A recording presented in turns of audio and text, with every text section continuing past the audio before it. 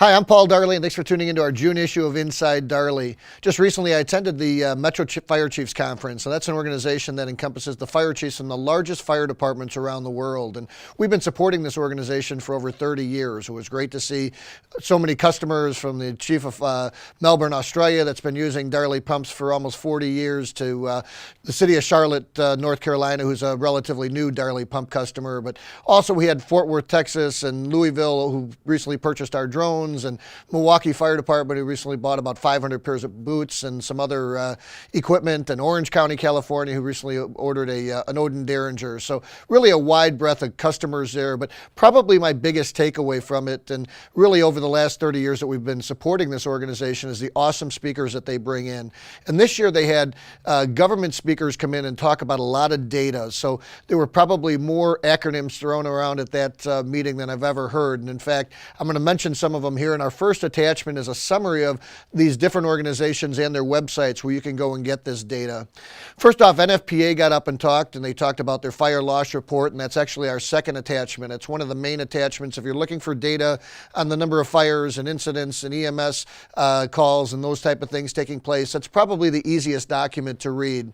Secondly, NFIRS, which is the National Incident Reporting System, they spoke at length, and there's currently 23,000 fire departments who report through the NFIRS website. They reported over 23 million calls during 2015. 64% of those were EMS calls, and like the NFPA report shows, less than 5% of those were fires.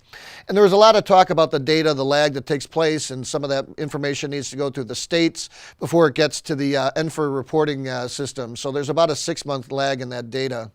UL, that's Underwriters Laboratory, gave a great report. They're doing some very scientific testing on fire, nature of fires with using just straight water. So they've set up 34 tests so far. They're using 250 sensors, and they've got millions of data points. And you can look for that report to come out in April of 2017. Also, NIST, who's doing some testing with Class A foam and compressed air foam, their report is due out in the summer of 2016. So this summer, we should expect it any time. Kind of the initial reporting that I got on that is their CAFS testing is not coming out as positive for us CAFS manufacturers as we'd liked, but it'll be interesting to watch that data. Also learned that the FBI is doing some testing on ultra high pressure, particularly as it relates to being able to do their arson investigations because there's less water being used. So that'll be interesting.